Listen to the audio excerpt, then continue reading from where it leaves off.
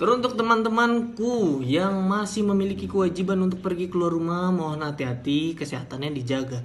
Dan untuk teman-temanku yang masih suka bilang, letang santai aja, nyawa kita di tangan Tuhan. Wait, paman boboho, kalau emang itu prinsip ente, lu jongkok tengah jalan tol sambil bilang nyawa kita di tangan Tuhan. Kalau nggak dicipokin Nova lu, emang nyawa kita di tangan Tuhan, cuma kan harus usaha kitanya. Ada ikhtiar sebelum tawakal. Nah makanya lu pas pelajaran agama jangan main kiu-kiu, lu kagak masuk di kepala lu. Tapi gue gak apa-apa Tang kalau meninggal. Ya gue juga gak apa-apa kalau lu meninggal. Asal lu meninggal jasad lu nguap gitu, ngilang lah. Lu kalau meninggal karena ngeremehin corona, yang lain bisa kena. Yang mandiin lu, yang nguburin lu, orang catering di tahlilan lu kena. Ya Allah, jahat banget lu. Dia gak ngerti apa-apaan, lu cuma ngebungkusin lemper doang, kena. Beda cerita kalau lu udah waspada gitu, pasti ada penanganannya. Kita juga kalau diarahin buat social distancing, yang bisa ngikutin ya nurut, tolong. Ada orang batuk udah ngindarin tuh. Jangan ada yang batuk lu tegur, wet batuk Pak Haji. Yah, lu kena corona lu. Jangan sampai meninggal karena bercanda. Udah ada kan porsinya masing-masing nih, dokter nyembuhin, pemerintah ngatur, kita pasien nurut sama arahan.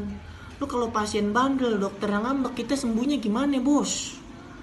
Lo masuk angin doang mah dikerokin, beres lah corona. Dikerokin dan ngerokin ikut corona juga. Beda corona mah.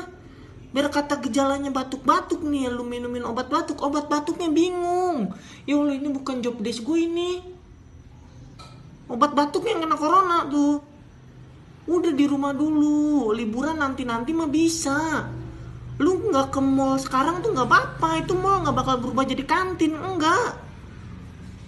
Lu gak ke puncak sekarang juga puncak gak bakal jadi pendek. Tetep aja kita kalau ke sono nanjak-nanjak juga. Ayo mari kita sama-sama lawan corona. Ini corona didimin lama-lama ngelunjak nih. Ini corona kalau bentukan orang udah gue kelepak dari dulu nih. COVID-19 menular, betul? Kita semua udah tahu itu. Parahnya karena masa inkubasinya bisa sampai 14 hari, orang bisa positif corona tanpa demam dan batuk. Gak kelihatan. Kalaupun dia nanti batuk dan demam, bisa jadi itu bukan corona, bisa jadi flu biasa. Jadi bingung kan? Nah, saat ini cara yang paling akurat yang kita punya adalah dengan testing. Pemerintah ini sedang mempersiapkan testing massal di hari-hari ke depan. Pesan utama video ini adalah jangan panik ketika nanti setelah testing massal, angka positif corona kita naik tajam. Kenapa? Ibaratnya selama ini lampu yang nyala itu cuma lampu kecil aja, sehingga kasus yang kelihatan ya sedikit. Tapi begitu lampu-lampu lain dinyalain, baru semuanya kelihatan. Jadi kalau nanti dalam sehari angkanya naik tinggi, artinya bukan dalam sehari tiba-tiba terinfeksi menyebar. Oh my god, penyebarannya cepat sekali, dalam sehari naik sekian. Lebih tepatnya, dalam sehari kelihatan banyak kasus positif yang terinfeksinya itu dari kemarin-kemarin, tapi belum kelihatan. Ngerti ya bedanya ya?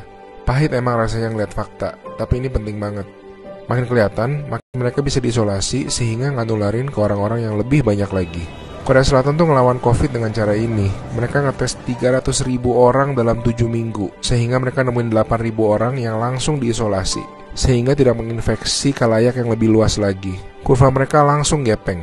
Alasan lain untuk tidak serta-merta panik, COVID-19 itu penyakit dengan berbagai tingkatan menurut WHO. Secara statistik, sebagian besar kasus-kasus yang akan positif nanti akan masuk ke dalam kategori sedang.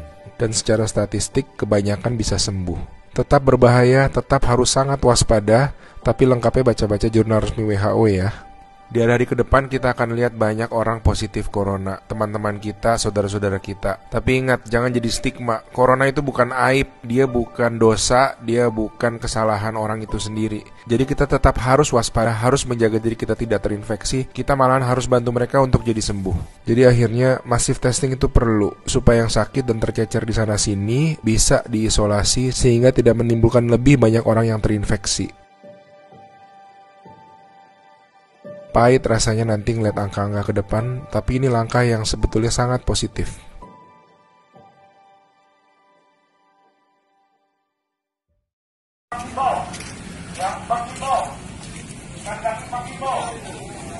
Saat ini para pengunjung untuk meninggalkan tempat. Oh ya, semua sudah tahu, tidak ada lagi yang kumpul-kumpul seperti ini.